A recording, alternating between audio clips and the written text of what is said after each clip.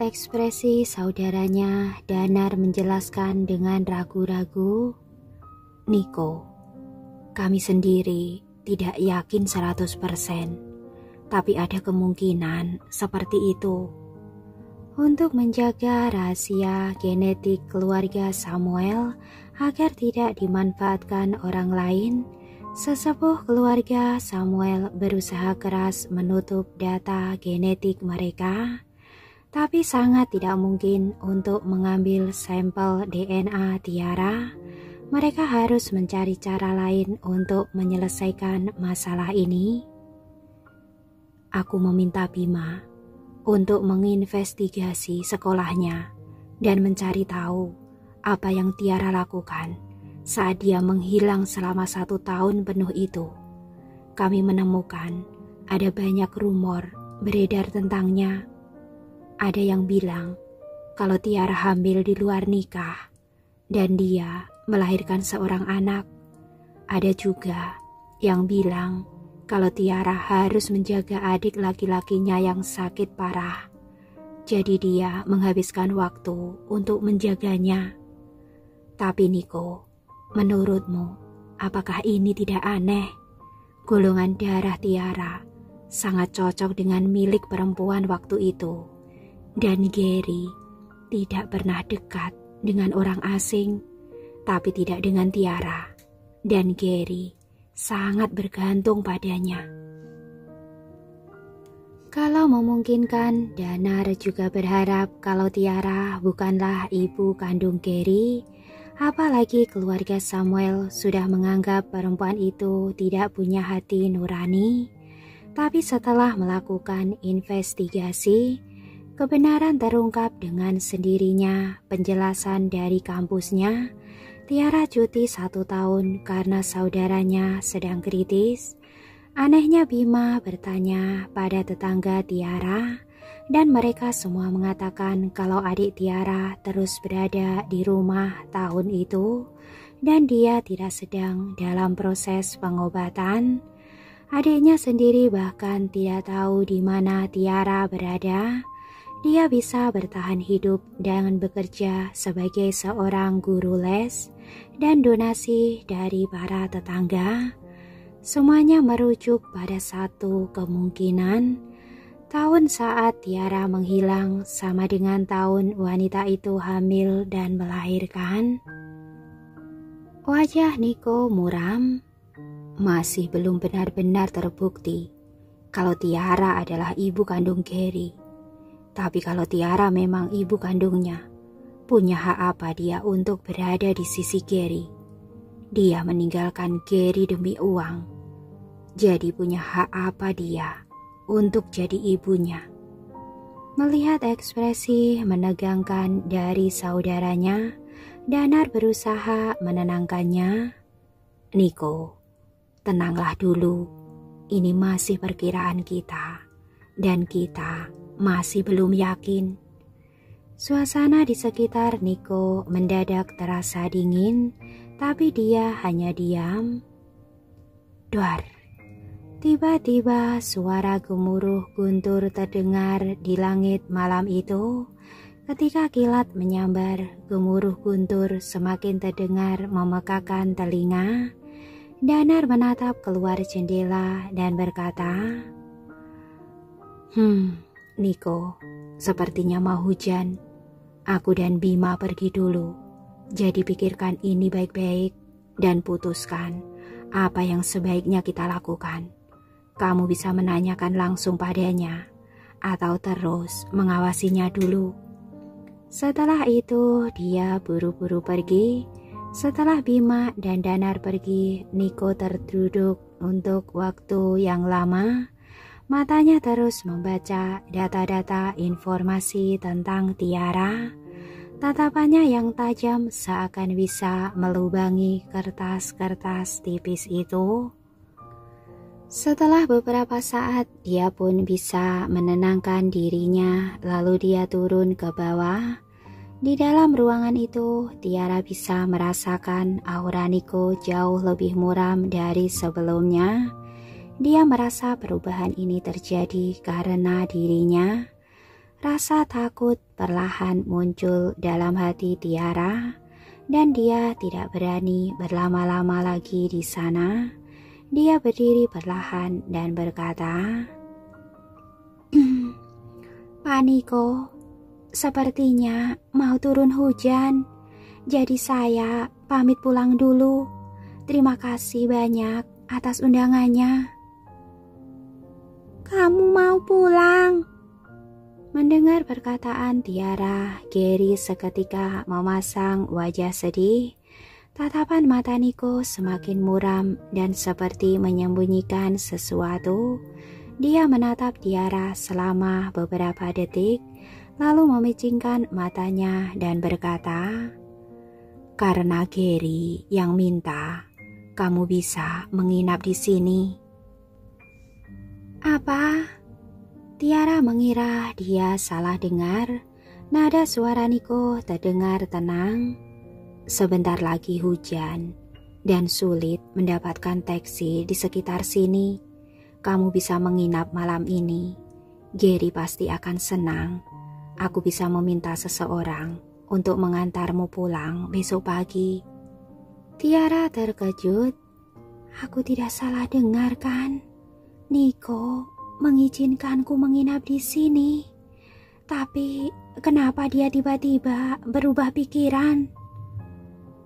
Saya rasa tidak perlu." Tiara tidak nyaman kalau dia harus menginap di rumah laki-laki itu sendirian. Saat itu Gary mendekatinya dan memeluk kakinya merengek dengan suara manja.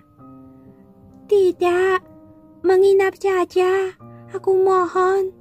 Menginap denganku, ku mohon." Hati Tiara tersentuh mendengar suaranya, tapi dia masih merasa ragu.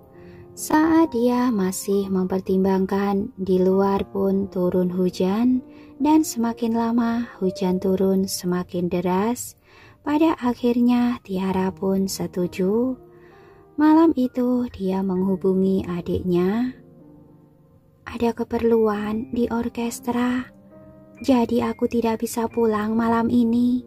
Jangan menungguku dan jangan lupa untuk beristirahat." Suara Pandu terdengar lembut. "Baiklah, aku mengerti. Jangan terlalu sibuk bekerja ya." Saat kedua kakak beradik itu berbicara di telepon, Niko menatap Tiara dari belakang, mencoba menutupi sosoknya dengan perempuan dari malam 6 tahun yang lalu.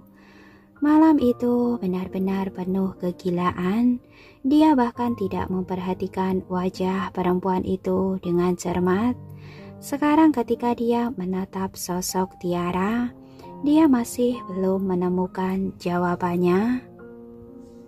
Tiara menutup teleponnya. Dia tidak merasakan sikap aneh dari Niko saat dia berbicara dengan ragu. "Pak Niko, maaf, saya sudah merepotkan." Niko tersadar dari lamunannya dan menganggukkan kepalanya. Lalu dia berbalik dan berkata pada Gary, "Ajak Nona cantik ke kamar tamu di lantai atas. Sekarang juga sudah waktunya kamu mandi dan tidur." Gary menganggukkan kepalanya dan sepertinya dia malu-malu saat bertanya dengan wajah memerah. "Nona cantik, maukah kamu memandikanku?" Tiara tersenyum senang. "Tentu saja." Keduanya bergegas menuju lantai 2. Setelah mereka berdua pergi, Niko menatap keluar jendela. Melihat hujan turun deras, dia merokok dalam diam.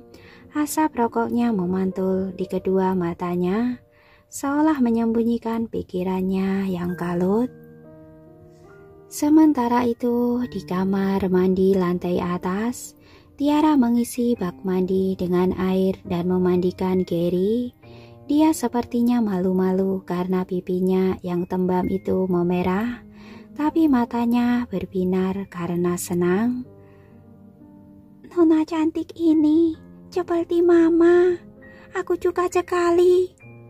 Saat Tiara memandikan Gary, ada tatapan nanar di matanya. Dia teringat dengan anaknya beberapa tahun yang lalu. Kalau saja anaknya masih bersamanya, mungkin usianya sama dengan Gary. Selama ini hatinya dipenuhi rasa sesal dan perasaan bersalah. Tiara belum pernah bertemu dengannya. Dia tidak bisa menemaninya tumbuh besar. Tapi Tiara tahu kalau dia tidak ditakdirkan untuk bersama dengan anak laki-lakinya. Aku mungkin tidak akan pernah punya kesempatan untuk melihat anakku sepanjang hidupku. Setiap dia memikirkan hal ini, hatinya terasa sakit. Ada apa? Kenapa kamu menangis? Gary menatapnya dan dia panik ketika melihat Tiara menangis. Tiara tersadar dari lamunannya dan matanya berkaca-kaca. Dia mengedipkan mata dan air matanya mengalir ke wajahnya. Gary sangat khawatir. Apakah karena kamu tidak juga ada di sini? Apa aku membuatmu sedih? Saat itu mata Gary mulai memerah. Sepertinya dia juga ikut menangis. Tiara tidak menyangka kalau Gary akan bereaksi seperti itu. Dia merasa bersalah dan juga kasihan pada Gary. Tiara segera mengusap air matanya dan berkata, "Bukan, aku menangis karena teringat sesuatu di masa lalu. Sayang, ini tidak ada hubungannya denganmu." Lalu Tiara mengusap air mata dan menggendong Gary. Anak laki-laki yang sedang dia gendong itu terasa lembut dan menggemaskan, dan pasti tidak akan ada yang menolak untuk memanjakannya. Bagaimana bisa orang lain menyalahkannya meskipun sedikit saja? Gary belum sepenuhnya percaya, tapi ketika melihat Tiara sudah kembali seperti dirinya yang biasanya, dia lega. Lalu dia melingkarkan tangannya ke leher Tiara dan berkata, "Jangan menangis, aku akan melindungimu kalau ada yang menyakitimu. Jadi jangan menangis, aku jadi tidak enak." Hati Tiara terasa hangat mendengar Gary yang berusaha menenangkannya. "Baiklah, aku bisa mengandalkanmu." Sambil berbincang, Tiara mengeringkan Gary dengan handuk. Anak itu memiliki aroma tubuh yang harum dan baju tidurnya yang bertema sapi itu sangat cocok dengan sosoknya, membuatnya semakin terlihat lucu. Saat Tiara menatapnya, hatinya tersentuh. Dia memeluknya dan tidak mau melepaskan. "Sayang, kamu lucu sekali. Aku belum pernah melihat anak yang lucu sepertimu." "Kamu juga cantik. Kamu orang paling cantik pernah kutemui." Gary sangat senang saat dia dipuji dan dia pun membalas pujian Tiara. "Kamu pintar bicara ya," ujar Tiara sambil tertawa. Saat itu Nico baru selesai merokok dan dia bergegas naik ke atas. Dia sampai di depan pintu kamar saat melihat Tiara dan Gary mengobrol dengan ceria. Gary bersandar pada pelukan Tiara dan berkata lirih, "Bolehkah aku tidur denganmu malam ini?" Tiara ragu-ragu, tidak tahu harus menjawab apa. Dia sebenarnya mau, tapi dia harus mendapat izin dulu dari Nico. Nico berjalan masuk ketika Gary melihat ayahnya. Dia meminta izin. "Papa, bolehkah aku tidur bersama Nona cantik malam ini?" Nico tidak ingin membuat anak laki-laki itu sedih, jadi dia berkata, "Karena kamu sudah di sini, Nona Tiara, sepertinya kamu bisa menemani Gary lebih lama. Kamu tahu kan, dia jarang bisa dekat dengan orang lain seperti ini. Tiara tidak menyangka kalau Niko mengizinkannya dan dia jadi makin bertanya-tanya kenapa sikapnya sangat berubah. Malam itu Tiara menemani Gary tidur dan dia menceritakan dongeng sebelum tidur. Di satu sisi, Niko duduk dengan tenang di sofa yang ada di samping tempat tidur. Kata-kata lembut Tiara terngiang di telinga Niko. Nada suaranya terdengar sedikit menarik. Saat Niko mendengarkannya, entah kenapa, dia merasa suara Tiara mengingatkan sesuatu dalam ingatannya, tapi rasanya juga tidak terdengar seperti nyata.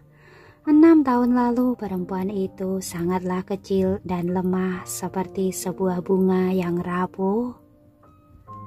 Nafasnya terengah-engah dan rasanya hampir putus, dan dia juga mengeluarkan suara yang samar dan serak. Itu sudah lama terjadi, tapi Niko tidak bisa mengingatnya dengan baik. Saat itu dia merasakan sesuatu yang familiar. Dia memperhatikan Tiara dengan tatapan menelisik. Tatapannya semakin muram saat dia berusaha melihatnya dengan cermat. Tiara akhirnya bisa menidurkan Gary, lalu dia perlahan turun dari tempat tidur dan berbicara dengan lirih pada Niko. "Pak Niko, dia sudah tidur." "Kerja bagus," ujar Niko dari bibir tipisnya. Niko berdiri dan keluar dari kamar Gary. Tiara mengikutinya dari belakang. Setelah mereka keluar, Niko berdiri dan berkata dengan datar, "Kamu bisa tidur di kamar tamu yang ada di samping kamar Gary." Tiara menganggukkan kepalanya. "Baiklah, maaf merepotkan. Saya permisi dulu." Setelah itu, dia masuk ke dalam kamar dan akhirnya bisa bernafas lega. Entah kenapa, setiap kali dia berhadapan dengan Niko, dia selalu merasa terintimidasi, dan dia juga merasa kalau tatapan Niko selalu tajam dan muram, seolah menyimpan rahasia kelam. Sekarang setelah dia sendirian dalam kamar, dia menjadi lebih tenang. Dia pun melepas pakaiannya dan pergi mandi. Sementara itu, Niko kembali ke kamarnya. Dia tiba-tiba teringat kalau ini pertama kalinya Tiara menginap di sana, dan sepertinya dia tidak membawa baju ganti. Setelah ragu-ragu sejenak, Niko mengeluarkan sebuah pakaian bersih dari lemarinya. "Sepertinya aku harus meminjamkan bajuku." Lalu dia menuju ke kamar tamu dan berdiri di depan pintu. Dia mengetuk pintu perlahan, tapi tidak ada jawaban. Jadi dia membuka pintu dan masuk ke dalam. Ketika dia masuk, dia mendengar suara pengering rambut dari kamar mandi. Tiara sepertinya baru selesai mandi dan sedang mengeringkan rambutnya. Niko memegang pakaian bersih dengan tangannya dan berjalan mendekati kamar mandi. Ternyata pintu kamar mandinya tidak dikunci.